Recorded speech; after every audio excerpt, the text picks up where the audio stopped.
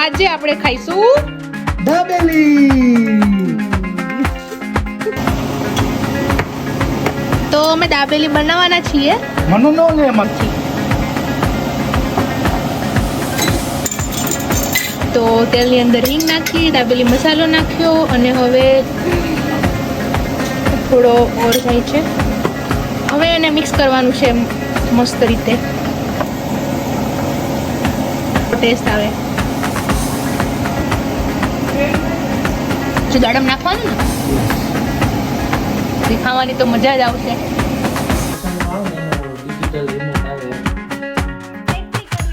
પછી તમે આ પછી બંધ ખોલી દો. માવો લગાવવા માટે આમ કરીને આમ બરાબરથી 4 ને લગાવી દો. તમે પેચ ચૂલાનો યુઝ કરો તો તમને વધારે સારું પડે. આ રીતે લગાવવાનું. પેચ ચૂલાનો માવો લગાડી દીધો.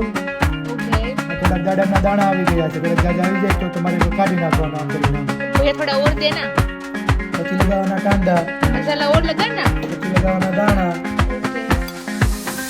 પછી નાખવાની થોડીક ઉપર સેવ. તમારે વધારે ઘીસી કરવી હોય તો થોડી કમથી એકલી ચટણી એમાં ઉપરથી આમ ઉપરથી એક્સ્ટ્રા એડ કરવાનું. બરોબર. એ થઈ ગયું. એના પર હવે પાછો થોડોક વધારે માવો નાખવાનો એટલે જે તમે નાખ્યું એ બધું પેક થઈ જાય. એટલે બધું બારું ના પડે જમતી વખતે તમને. જો આ રીતે એકદમ પેક કરી દેવાનું. બરોબર. આ થઈ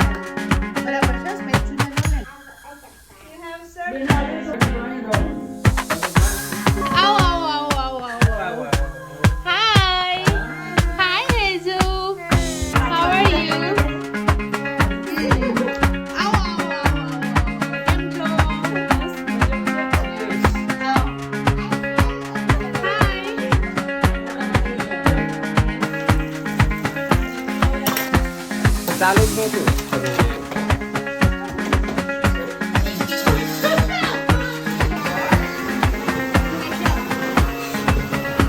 અડી તો કાઢી.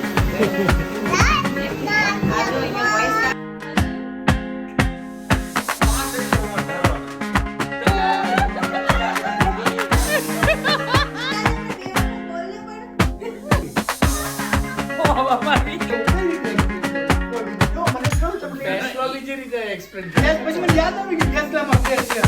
પહેલા તે યાદ નહોતું દીધું. પણ જો આ ગયું કેટલું વિચાર્યું.